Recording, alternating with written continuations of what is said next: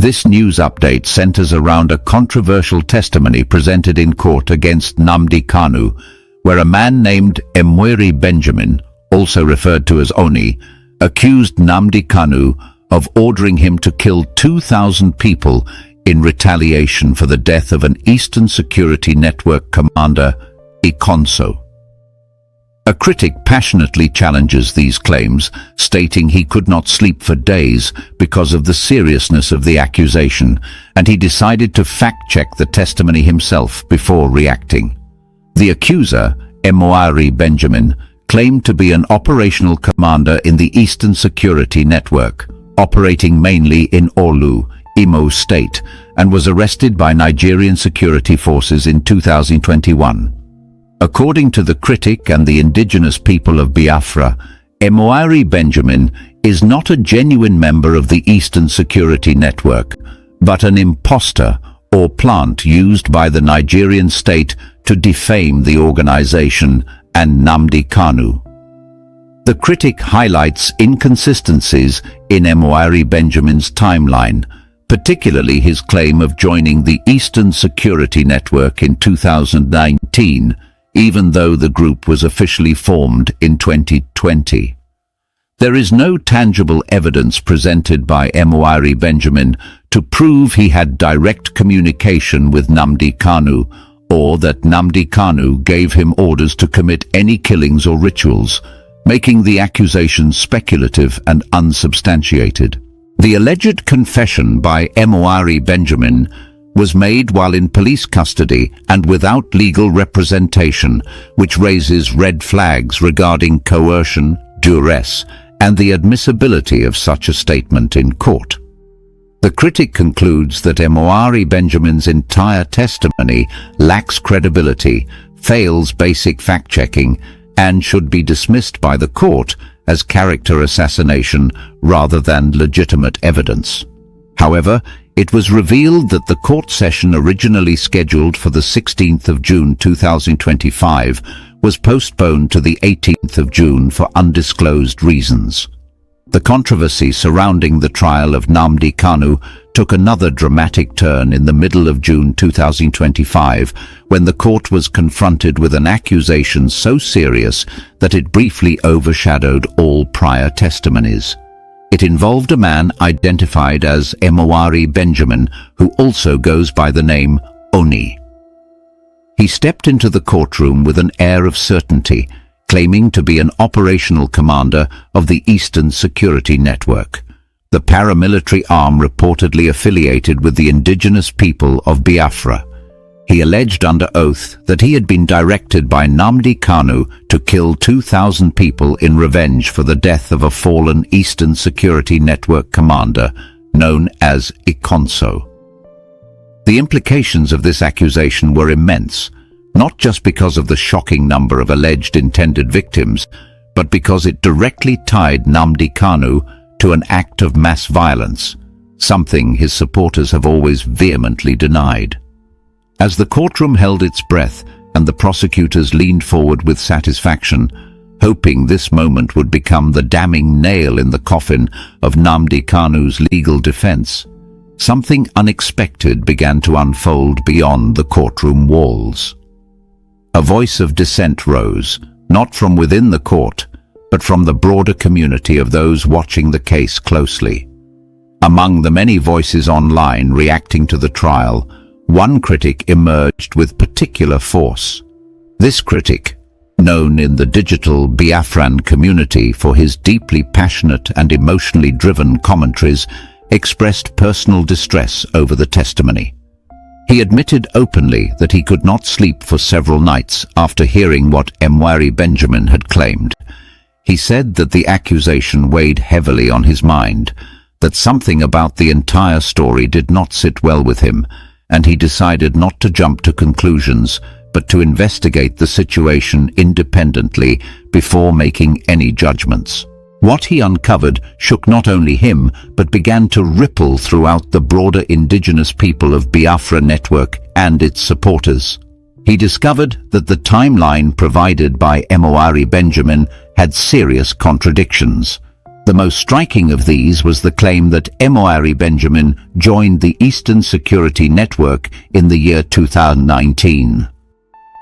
This detail, seemingly minor at first glance, revealed a major flaw in the credibility of the accuser. The Eastern Security Network, according to publicly available records, was not even formed until December 2020. This meant that Nnamdi Benjamin was either deliberately lying about the date or had been fed inaccurate information. Either way, it was clear to the critic and to many others following the trial that something was fundamentally flawed about the testimony. The critic began to raise other questions as well. Who exactly was Nnamdi Benjamin? Why did he claim to be an operational commander when, according to multiple sources within the indigenous people of Biafra and the Eastern Security Network, his name had never come up in their internal structure? He did not appear in any communication logs. There was no record of him attending strategic meetings. There were no known photographs of him with recognized leaders of the movement. In fact, to most people within the network, Nnamdi Benjamin was a complete stranger. The critic argued that this raised a very troubling possibility that Nnamdi Benjamin might not have been a member at all, but an imposter planted by the Nigerian government or its security apparatus to smear the name of Nnamdi Kanu and weaken the credibility of the movement he leads. There were also disturbing revelations about how this supposed confession came to be. According to multiple sources and reaffirmed by the critic, the statement by Nnamdi Benjamin was extracted while he was in police custody. More importantly, it was gathered without the presence of any legal counsel, a violation of both domestic Nigerian legal norms and international human rights standards. In such circumstances, any statement or confession obtained must be treated with extreme caution, if not outright rejected. Coercion, intimidation, or even torture cannot be ruled out when a detainee speaks without a lawyer, especially when that confession is being used to pin serious criminal charges on someone else who was not even present during the interrogation. The lack of any audio or video recording of Nnamdi Kanu giving orders to Nnamdi Benjamin added another layer of suspicion. If this truly was a case of an operational commander receiving direct instructions from the leader of a group to carry out a mass killing, there should have been more than just words. There should have been call records, texts, email logs, intercepted communications, something. But no such evidence was provided. The prosecution relied heavily, almost entirely, on the verbal testimony of one man whose story was already falling apart under basic scrutiny. It became clear that this was not just a weak piece of evidence. It was a dangerous one. It risked allowing fiction to masquerade as fact in one of the most politically sensitive trials in recent Nigerian history. The emotional weight of all of this was not lost on the critic. He described in his commentary how painful it was to see attempts being made to portray Nnamdi Kanu as a bloodthirsty warlord rather than what he sees him as, a political activist fighting for the self-determination of his people. He went further to say that the damage done by this kind of testimony extended beyond the courtroom. It was part of a wider strategy, he believed, to delegitimize the movement, confuse the international community, and turn public opinion against a cause that had gained considerable sympathy across different parts of the world. This was, in his view, not just an attack on Nnamdi Kanu, but an attack on the entire struggle for Biafra. The critics' fact-checking drew attention to one more curious element of the video that was said to be used in court to support Nnamdi Benjamin's claims. Apparently, this video had been in circulation long before the court session. Parts of it had been edited, spliced, and re-uploaded under different titles on various platforms. Analysts who reviewed the content noted signs of manipulation, cuts in the footage that did not flow naturally, background noise that did not match the context, and even inconsistencies in the uniforms of the individuals shown. This sparked accusations that the video was not a recording of an actual order being given, but a heavily edited and possibly staged propaganda tool. Some legal experts argued that submitting such a video as evidence without undergoing a forensic authenticity test undermined the integrity of the entire trial. All of this made the atmosphere around the courtroom even more charged than usual. Supporters of Nnamdi Kanu gathered outside in growing numbers, many of them holding placards denouncing the testimony of Nnamdi Benjamin as a fabrication.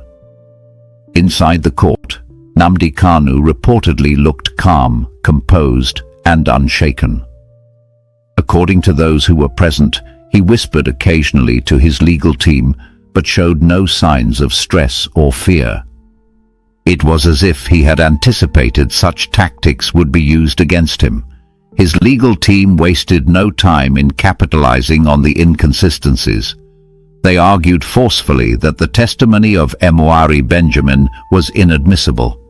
They laid out a detailed rebuttal pointing to the formation date of the Eastern Security Network, the lack of legal representation during the alleged confession, and the absence of any corroborative material evidence. They asked the judge to dismiss the testimony entirely and warned that allowing such statements to be considered could set a dangerous precedent for future political trials. Meanwhile, supporters of the government, including certain sections of the mainstream Nigerian media, tried to amplify the testimony. Headlines began appearing with inflammatory language, framing Nnamdi Kanu as a terrorist mastermind. These narratives ignored or downplayed the growing questions surrounding the reliability of the source and the manner in which the confession was obtained. In contrast, independent journalists, legal analysts, and some foreign observers began voicing concern about the direction of the trial. They warned that the judicial process risked being overtaken by politics and propaganda. In an unexpected development, it was later revealed that the court session scheduled for the 16th of June 2025 had been postponed.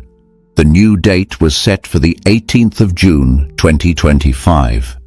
No clear reason was given for the delay, but speculation quickly spread.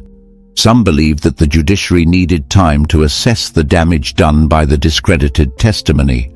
Others thought it might be a tactical move to allow the prosecution to regroup and possibly distance itself from the shaky witness.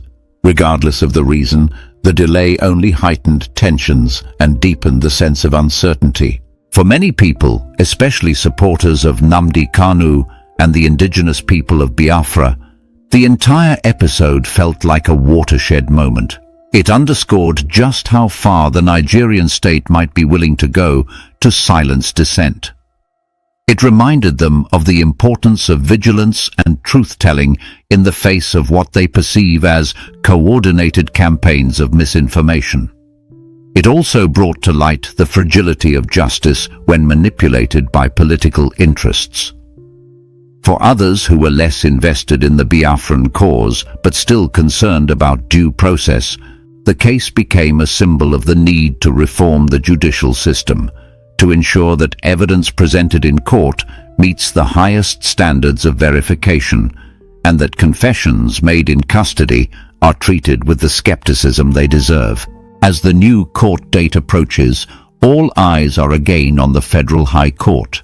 The defense team has promised more revelations. The prosecution is under pressure to restore its credibility. Nnamdi Benjamin, once thought to be the key witness in the case, now finds himself at the center of a growing scandal. His reputation lies in ruins among many observers, and his testimony, once heralded as explosive, is now viewed by many as nothing more than smoke and mirrors. Nnamdi Kanu remains in detention, but the tides around his case are shifting. The exposure of the fake testimony has not only given his legal team a fresh advantage, but has also energized his supporters, reaffirmed their belief in his innocence, and given new momentum to the movement he leads.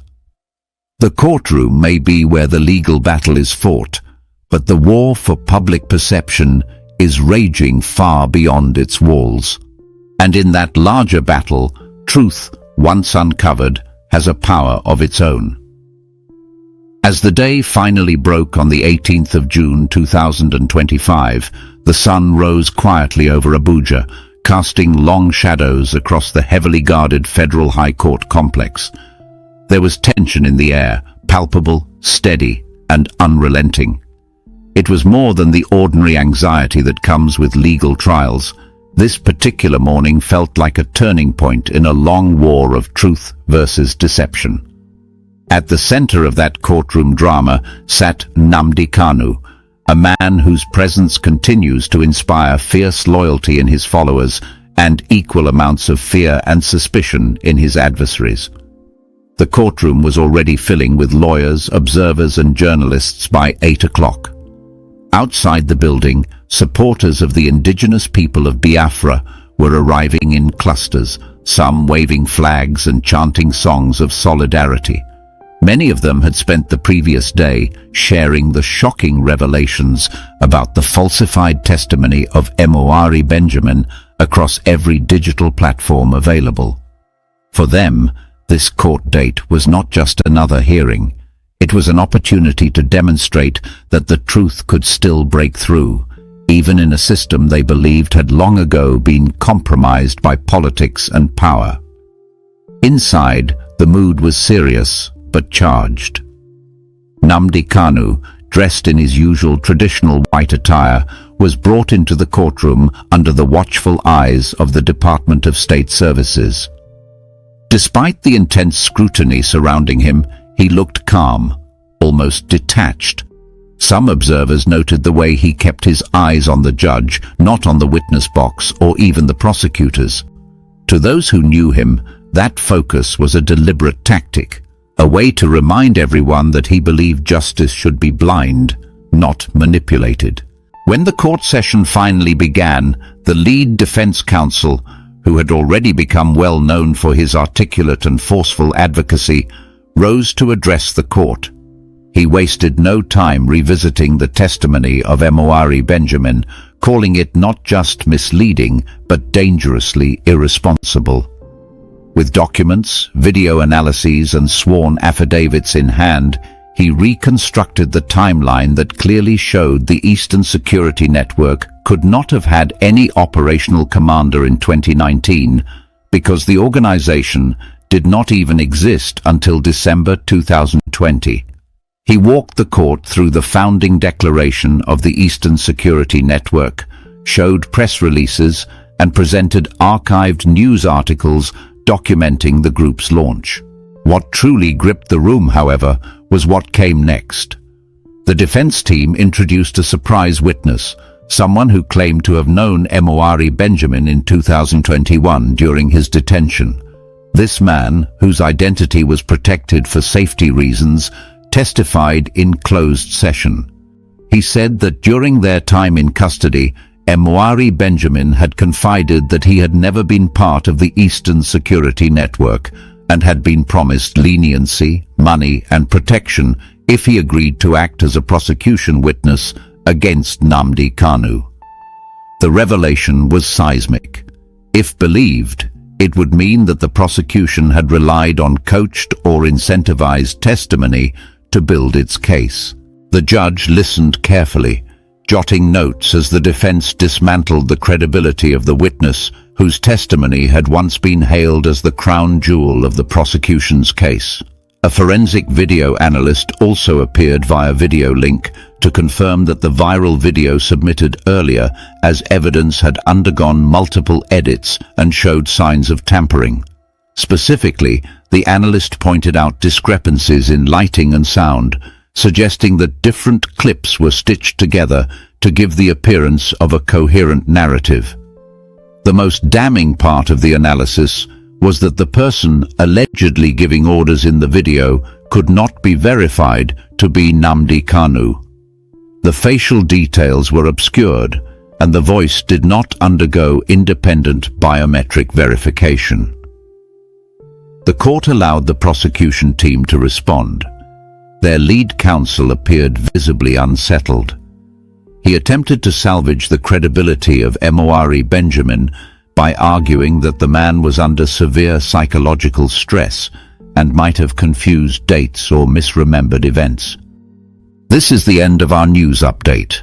Please click the icon on the top right corner of your screen to watch my next video. You will enjoy it.